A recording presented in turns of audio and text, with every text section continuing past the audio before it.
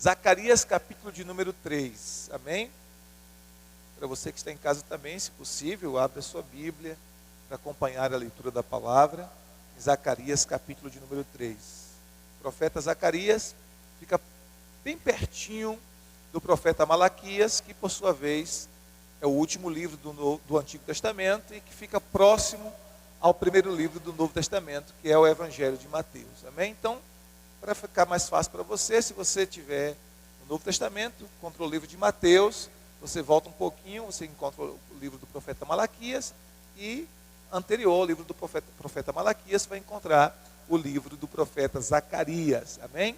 É o penúltimo livro então, o profeta Zacarias é o penúltimo livro do Antigo Testamento. Capítulo de número 3, faremos a leitura em nome de Jesus. Diz assim a palavra do Senhor: Deus me mostrou o sumo sacerdote Josué, o qual estava diante do anjo do Senhor. E Satanás estava à mão direita dele para se lhe opor. Mas o Senhor disse a Satanás: O Senhor te repreende, ó Satanás. Sim, o Senhor que escolheu a Jerusalém te repreende. Não é este um tição tirado do fogo? Ora, Josué, trajado de vestes sujas, estava diante do anjo. Tomou este a palavra e disse ao que estava diante dele: Tirai-lhe as vestes sujas. A Josué disse: Eis que tenho feito que passe de ti a tua iniquidade, e te vestirei de finos trajes. E disse eu: Ponham-lhe um turbante limpo sobre a cabeça.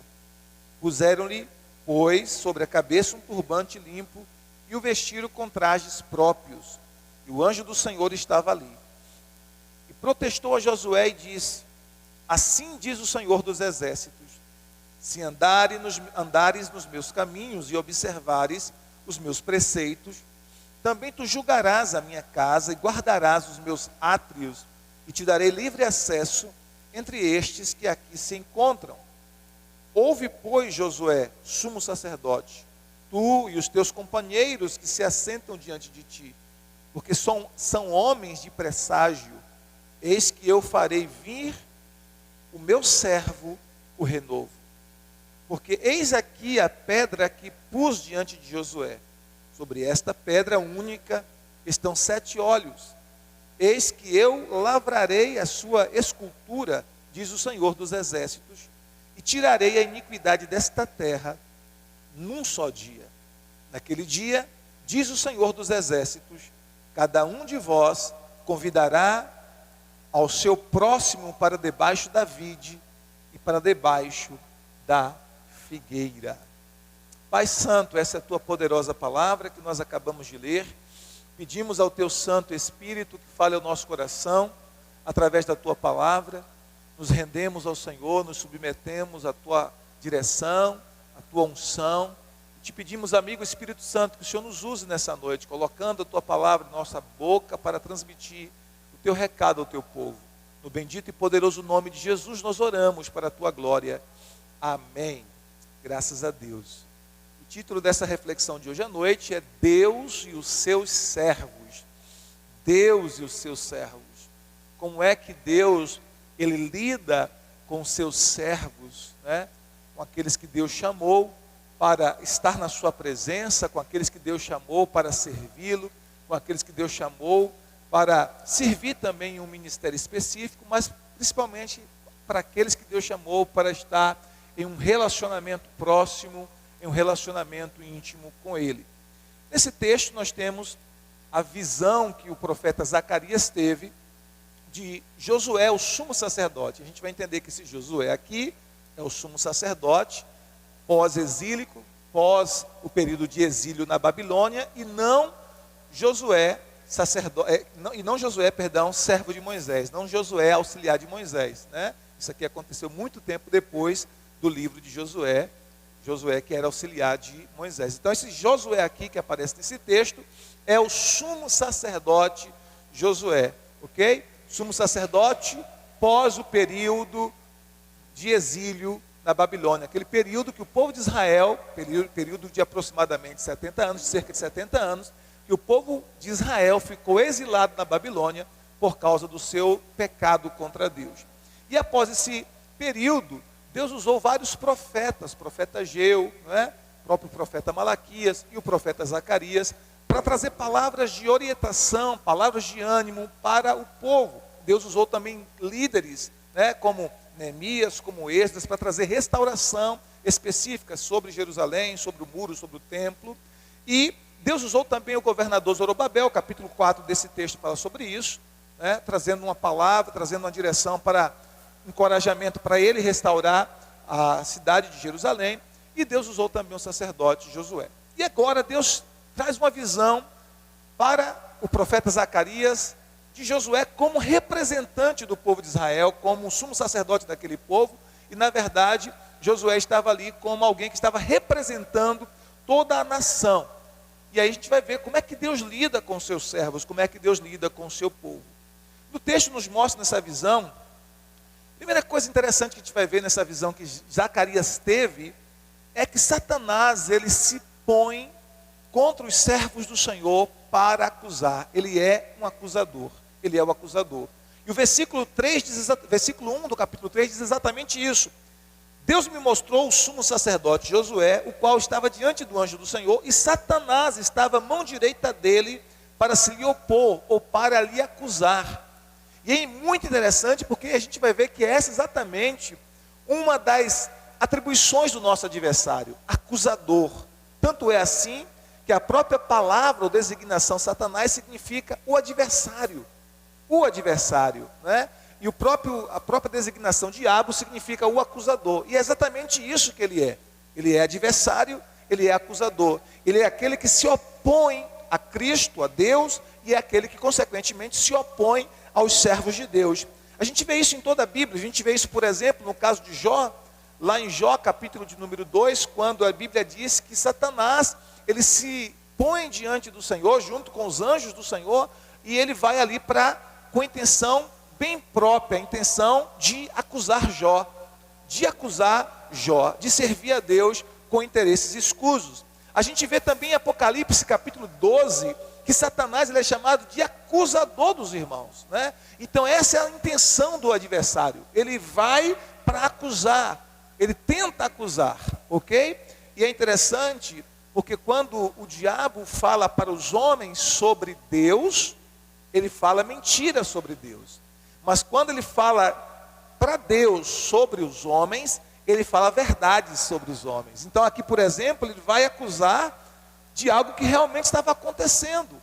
Porque a gente vai ver claramente no versículo 3, verso 3, diz assim: ora, Josué, trajado de vestes sujas, estava diante do anjo. Então a acusação, de certo modo, era pertinente, porque Josué realmente estava trajado de vestes sujas. Essas vestes aqui representam a condição espiritual, não simplesmente de Josué, mas a condição do povo de Israel, do povo de Judá, porque ele estava aqui como representante de todo o povo de Judá. Então o texto diz que ele está ali e que ele vai adiante do Senhor, porque para acusar Josué, e Josué estava trajado de vestes sujas, que é a condição espiritual do povo. E o texto original, se nós formos olhar no original, a expressão vestes sujas aqui é um termo muito forte. A ideia de que estava sujas de excremento. A ideia é que as roupas dos sacerdotes, do sumo sacerdote Josué, estavam sujas de excrementos, o que é algo totalmente abominável para os judeus. Então, mostra a condição de pecado, dos pecados mais absurdos da nação de Judá. E o diabo está ali justamente com essa intenção de acusar. Ele é como aquele advogado de acusação, está ali para acusar o servo do Senhor, está ali para acusar o povo do Senhor. Agora, o que é interessante é que o Senhor Deus, ele rejeita a acusação de Satanás, e ele rejeita com base na sua graça eletiva, porque Deus escolheu o seu povo. Versículo 2 diz assim: mas o Senhor disse a Satanás: o Senhor te repreende. Aleluia.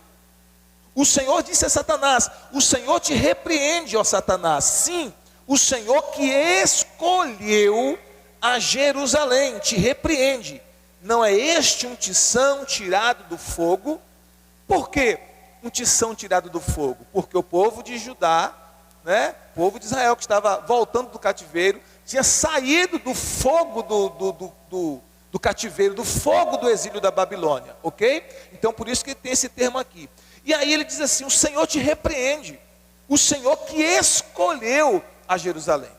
Então quando o adversário vem trazer acusações contra os servos do Senhor, a gente vê que Deus não aceita essas acusações do inimigo contra os servos do Senhor. Foi assim no caso de Jó. Quando o diabo trouxe acusação contra Jó, Deus não aceitou. E Deus defendeu Jó, e Deus falou que Jó era íntegro, era fiel, né? E por que Jó foi provado? Jó foi provado justamente porque Deus estava apostando, vamos assim dizer, usando essa linguagem humana, em Jó, na fidelidade de Jó, ok? Na lealdade de Jó. Então quando o texto diz aqui que Satanás foi repreendido pelo Senhor, o texto deixa bem claro que o Senhor repreendeu ele, porque com base na sua graça eletiva, ele diz: o Senhor te repreende, o Senhor que escolheu a Jerusalém. Então Deus nos escolheu também nós somos uma escolha do Senhor, assim como Israel, assim como Jerusalém, nós também em Cristo Jesus somos uma escolha do Senhor. E o que o nosso adversário faz? O adversário sempre quer nos acusar, sempre quer trazer acusação, condenação dos nossos pecados, até de pecados do passado. Ele quer trazer acusação, condenação. E o que a palavra de Deus nos ensina? Em Romanos capítulo 8, versículo 1, a Bíblia diz assim: nenhuma condenação há para aqueles que estão em Cristo Jesus. Nenhuma condenação há para aqueles que estão em Cristo Jesus.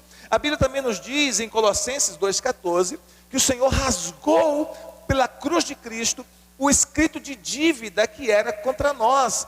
Ou seja, o escrito de dívida que era contra nós, de dívida espiritual, foi cancelado, foi anulado por causa do sacrifício de Jesus. E quando nós cremos nesse sacrifício de Jesus, depositamos a nossa fé nesse sacrifício de Jesus, nós recebemos o perdão dos nossos pecados, nós somos reconciliados com Deus, nós temos os nossos pecados cancelados e apagados. E é por isso que a Bíblia nos fala em 1 João capítulo 1, versículo 7, se alguém está na luz, temos comunhão uns com os outros, e o sangue de Jesus Cristo, seu Filho, nos purifica de todo pecado.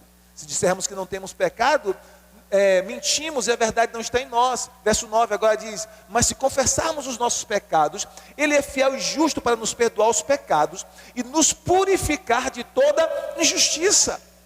Então, quando o diabo trouxe acusação contra o sumo sacerdote Josué, o texto diz: o Senhor te repreenda, o Senhor que escolheu a Israel, que escolheu a Jerusalém.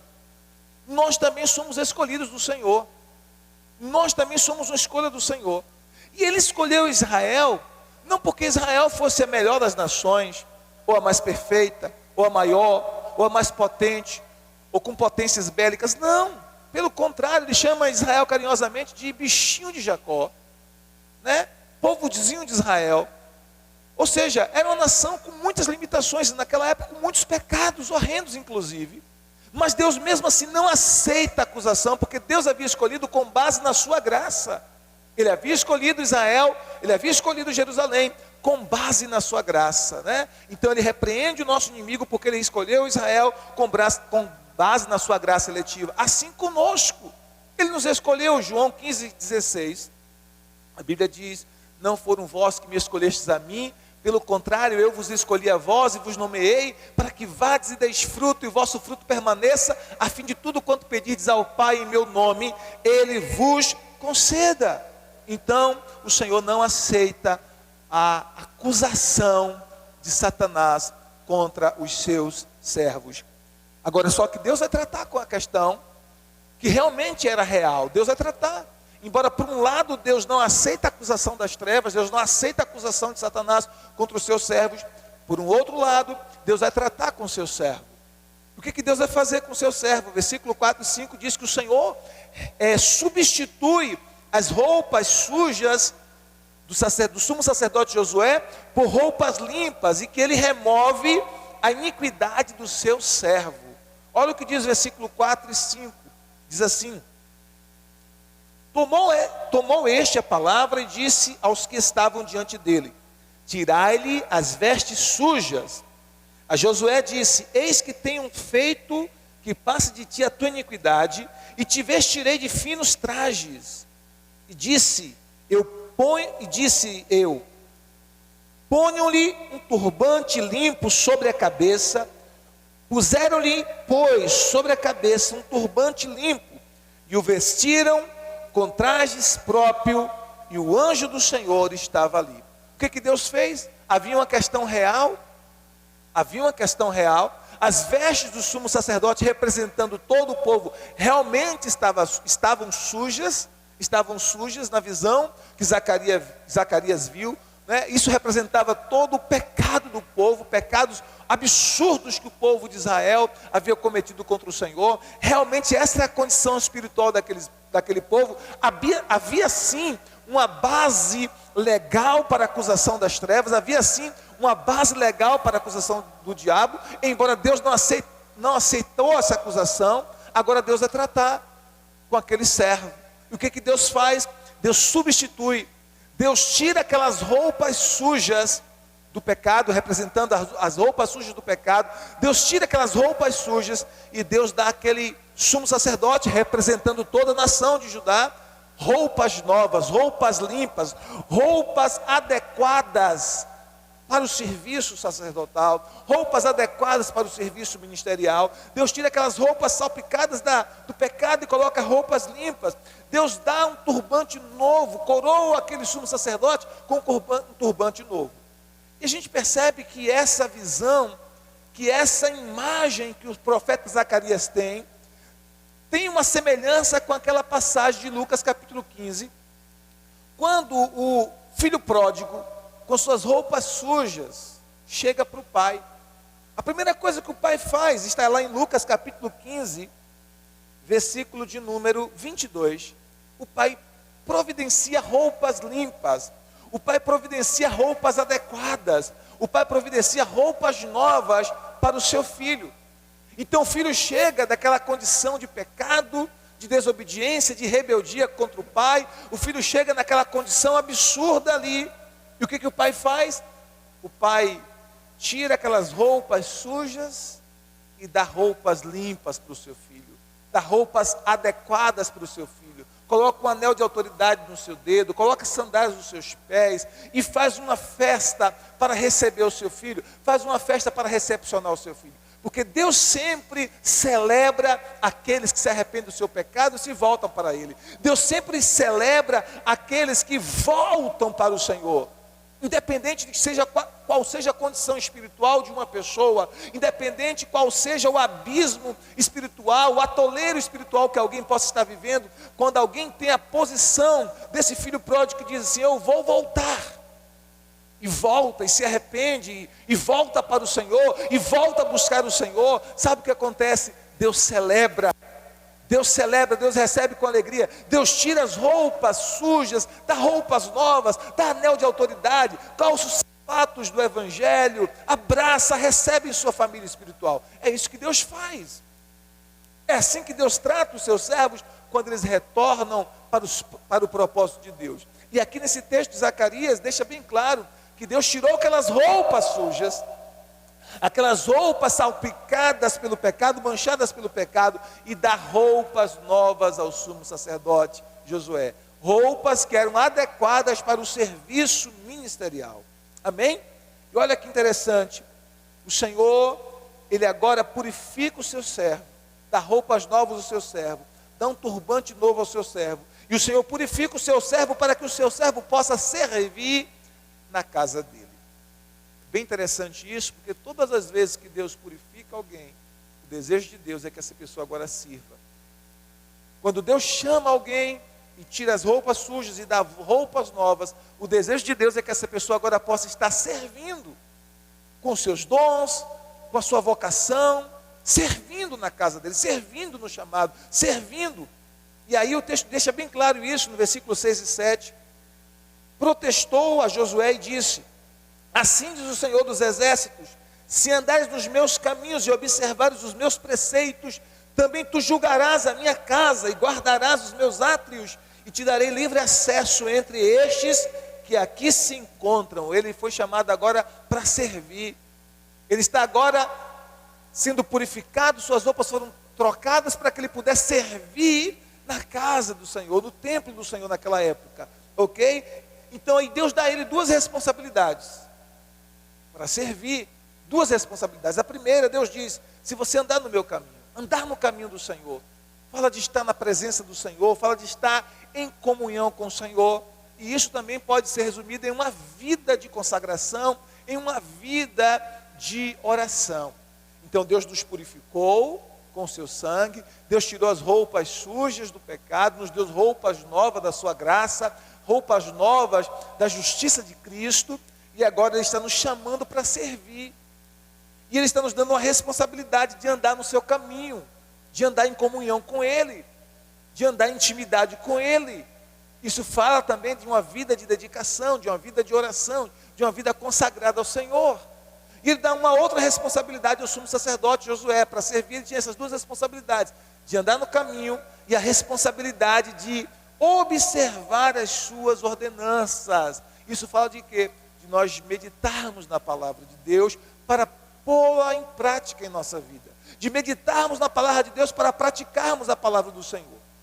Em Josué capítulo 1, versículo 8, a Bíblia diz que nós devemos meditar no livro da lei de dia e de noite, não nos apartar dele, para termos o cuidado de fazer segundo tudo quanto nele está escrito. Em Salmo 1, versículo 2 e versículo 3, as Sagradas Escrituras também nos ensinam sobre isso. Meditar na palavra de dia e de noite. Então ele é chamado agora para meditar, para observar as ordenanças do Senhor. Então, para servirmos, nós precisamos desses dois ingredientes. Isso é fundamental para que nós possamos servir com os nossos dons, no chamado, no ministério que o Senhor nos colocou. Quais são eles? Oração e meditação na palavra. Andar na presença, andar no caminho do Senhor e observar as suas ordenanças. Oração e meditação na palavra. E a gente vai ver que isso foi o requisito, inclusive, dos apóstolos, lá em Atos capítulo 6, verso 4. Quanto a nós nos dedicaremos à oração e ao ministério da palavra. Atos 6, 4. Quanto a nós nos dedicaremos à oração e ao ministério da palavra. Nós temos isso aqui, com outras palavras. Andar no meu caminho e observar as minhas ordenanças. Andar em comunhão com Ele, através da oração. E observar as suas ordenanças. Meditação na palavra. Ministério da palavra. Então nós precisamos entender, Deus nos purificou, tirou as vestes limpas, só que agora Deus nos dá uma responsabilidade. A responsabilidade de servir, a responsabilidade de ser útil nas mãos do Senhor, de querermos ser um instrumento nas mãos do Senhor, de deixar o comodismo, de deixar a preguiça espiritual, de deixar a ociosidade e de poder servir. Então é assim que Deus quer que nós, como servos dele, possamos agir, servindo ao Senhor, ser realmente servos de orelha furada. Aí o Senhor diz mais, o Senhor nos mostra que esses servos, eles eram homens proféticos, né? O Senhor chama aqui no versículo 8, ouve a Josué sumo sacerdote, tu e os teus companheiros que se assentam diante de ti, porque são homens de presságio. Eis que eu farei vir o meu servo renovo. Homens de presságio, algumas versões diz homens potentosos, na NVI diz homens que servem como sinal do que há de acontecer. Homens que servem como sinal do que há de vir. Ou seja, homens proféticos, homens que tinham ação profética. A sua vida anunciava coisas futuras. A sua vida anunciava aquele que havia de vir. Deus também nos chama para ser esses homens proféticos, anunciando aquele que há de vir. No caso do sumo sacerdote Josué, eles eram homens que estavam apontando para o Messias que viria.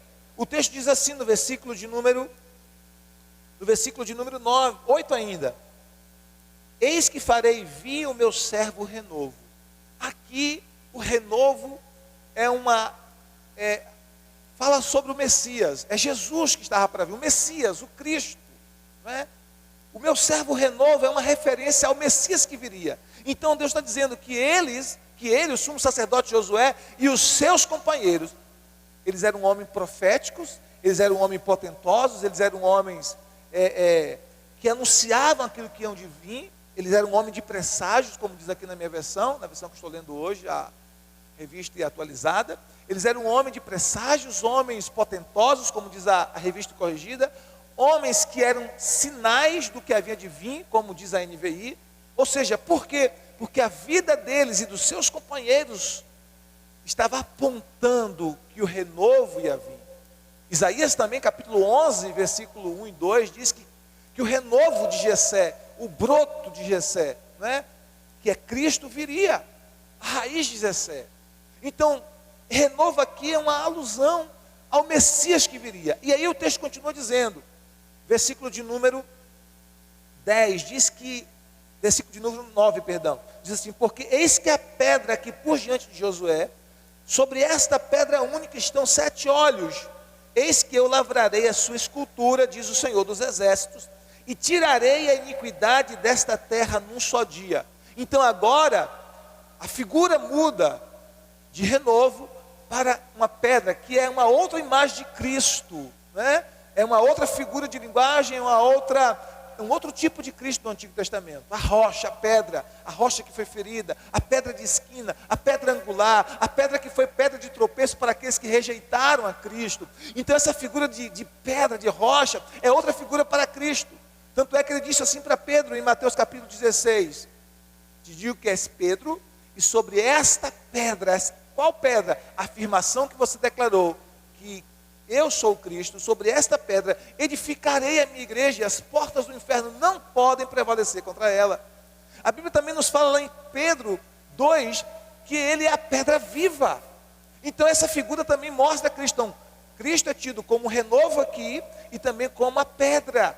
E Deus está falando que esses seus servos, o sumo sacerdote Josué, e aqueles que eram seus companheiros no ministério sacerdotal, eles eram homens de presságio, eles eram homens proféticos, eles eram homens que apontavam como sinal, que apontavam aquilo que havia de vir, porque as suas vidas e os seus ministérios estavam apontando que o renovo, como diz lá em Isaías 11, viria, que é o Messias. Estava apontando que a pedra, a rocha, que é Cristo, viria.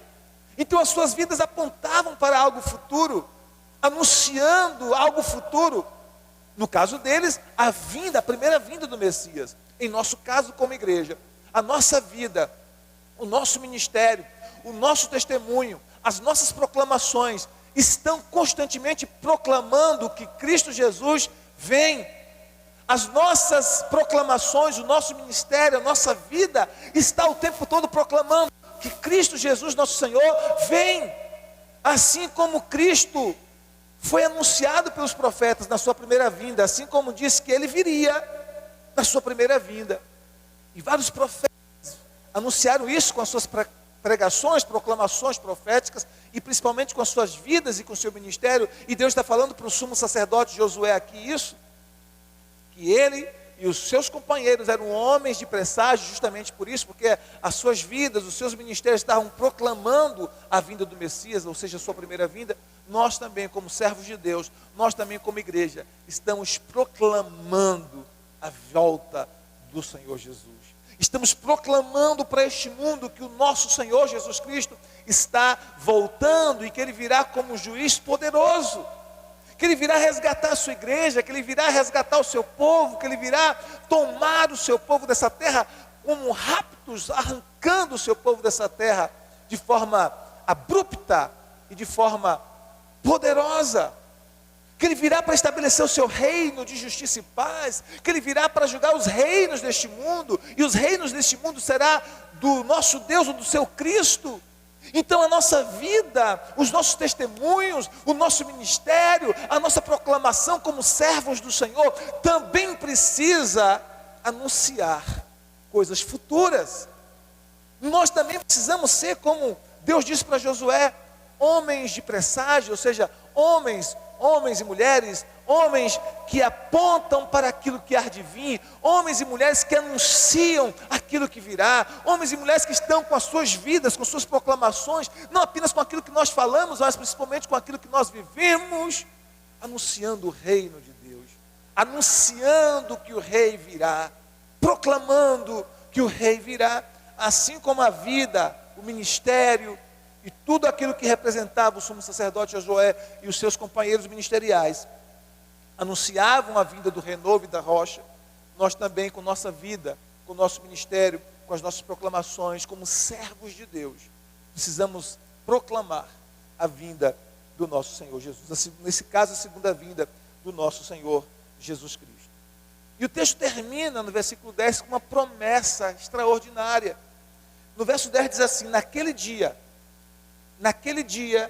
diz o Senhor dos Exércitos, cada um de vocês convidará ao seu próximo para debaixo da vide e para debaixo da figueira. Esse termo de convidar o seu próximo, de convidar o seu vizinho para estar celebrando debaixo da videira e da figueira, é um símbolo de paz, é um símbolo de segurança, é um símbolo de prosperidade, algo que o povo de Israel durante tanto tempo buscou, e Deus está falando aqui através do profeta Zacarias para o sumo sacerdote Josué, que isso aí seria possível, plenamente possível, com a chegada do Messias.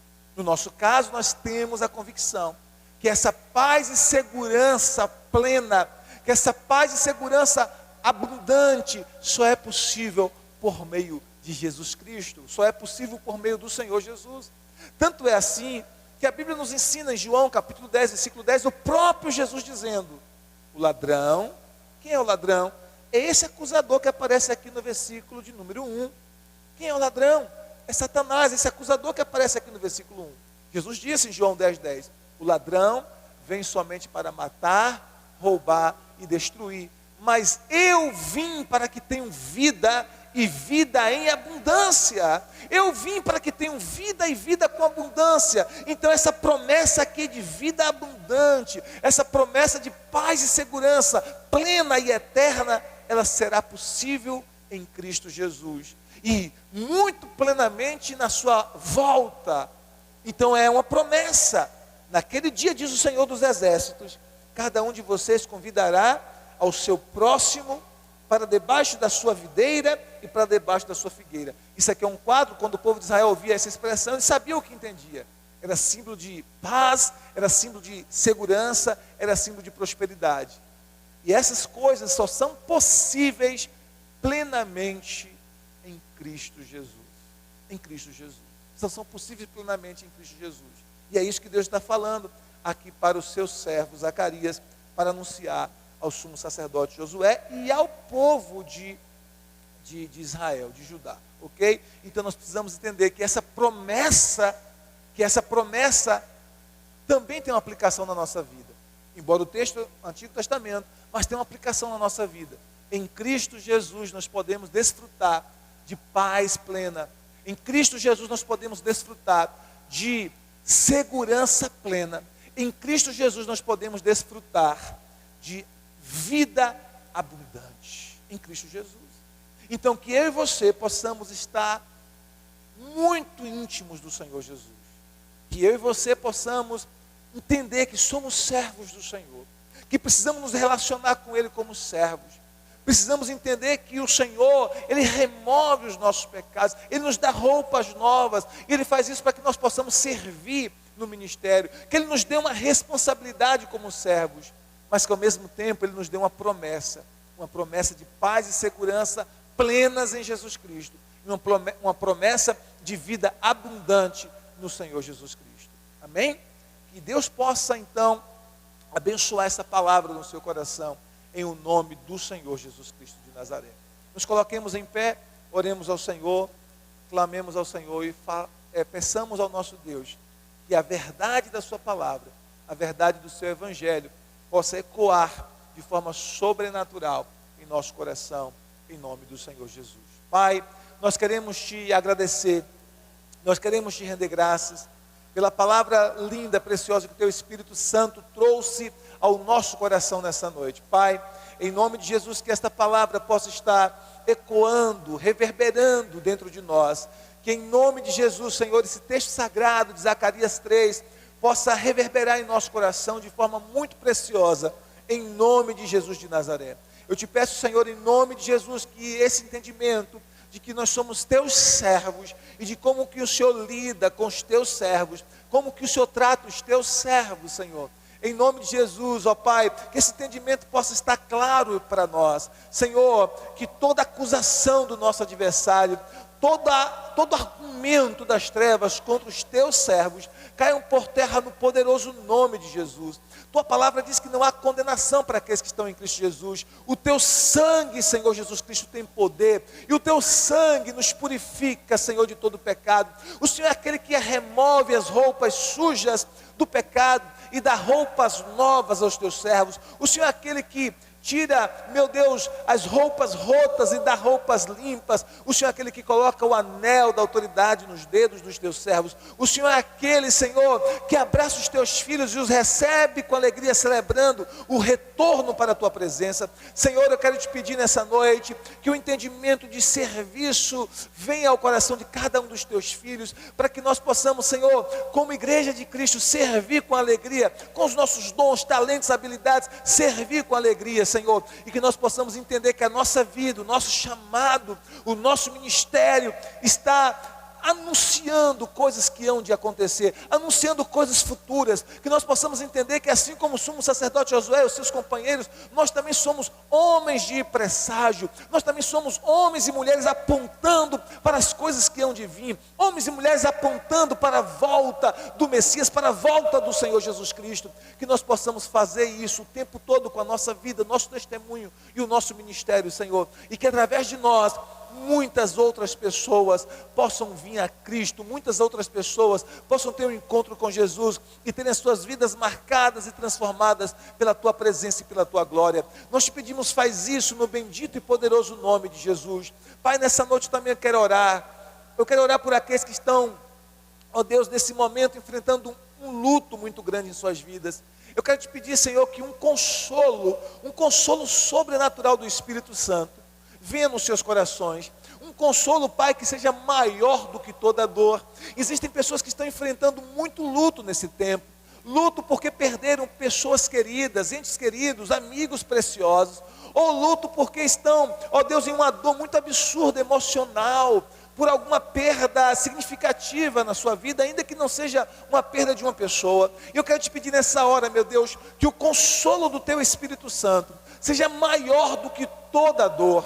Eu quero te pedir que o consolo do Espírito Santo venha sobre cada coração que está angustiado, que está aflito, que está abatido nessa noite, em nome de Jesus de Nazaré. Pai, eu quero também te pedir por aqueles que estão doentes, Pai, por aqueles que estão enfermos. Senhor, Tu és um Deus de misericórdia, Tu és um Deus de amor, Tu és um Deus que se relaciona com o Teu povo, que se relaciona com as Tuas criaturas, Senhor. E eu quero te pedir nesse instante, em nome de Jesus, tem misericórdia daqueles que estão doentes, daqueles que estão enfermos, daqueles que estão agora em um hospital, lutando, Pai, para respirar. Toque em seus pulmões, Pai amado, com Tua cura, em nome de Jesus. Que essa Covid maligna, Senhor, que essa praga maligna seja repreendida em nome do Senhor Jesus Cristo, e que a cura se estabeleça sobre os teus filhos que estão enfermos, estão doentes, aqueles que estão com outros tipos de enfermidades, mas que estão sofrendo. Eu também te peço, Senhor, que na tua misericórdia e na tua graça, que o Senhor toque com cura agora, Pai, em nome de Jesus Cristo. Toca na coluna, toca nos órgãos internos, toca na pele, Senhor, libera a cura nesse instante, Pai, em nome de Jesus, para aqueles que estão doentes, para aqueles que estão enfermos. Nós te pedimos isso, faz um milagre para a Tua glória. Tu és misericordioso, Tu és maravilhoso, e eu te peço, faz um milagre, Senhor, no nome bendito e poderoso de Jesus Cristo. Nós te pedimos por aqueles que estão enfermos, e nós te pedimos por aqueles que estão angustiados, enfrentando uma luta, um luto, uma perda muito grande. Traz paz aos seus corações, e que a Tua graça e Teu consolo seja maior do que toda dor. Eu te peço, faz isso para o Teu povo, no bendito e precioso nome de Jesus Cristo, que assim seja. Amém, amém, graças a Deus, amém, glória a Deus. Quero me dirigir a você que deseja fazer uma aliança com o Senhor Jesus, você que deseja ter um encontro com Cristo, fazer da sua vida uma vida totalmente entregue a Jesus, totalmente consagrada a Jesus. Se você deseja fazer isso, se você deseja dedicar a sua vida a Jesus, fazer um compromisso com Jesus, coloque a sua mão no seu coração, onde você estiver agora, e ore comigo assim: Senhor Jesus, nesta noite eu te recebo como meu único e suficiente Salvador e Senhor. Senhor Jesus, perdoa os meus pecados e escreva o meu novo nome no livro da vida. Que o teu precioso sangue me purifique de todo pecado e que o Senhor faça de mim uma nova pessoa para a glória e para a honra do teu nome. Em nome de Jesus eu oro, que assim seja. Amém. Glória a Deus. Amém? Se você fez essa simples oração, com fé, creia no milagre da salvação. É isso que a Bíblia nos ensina. Creia. Amém?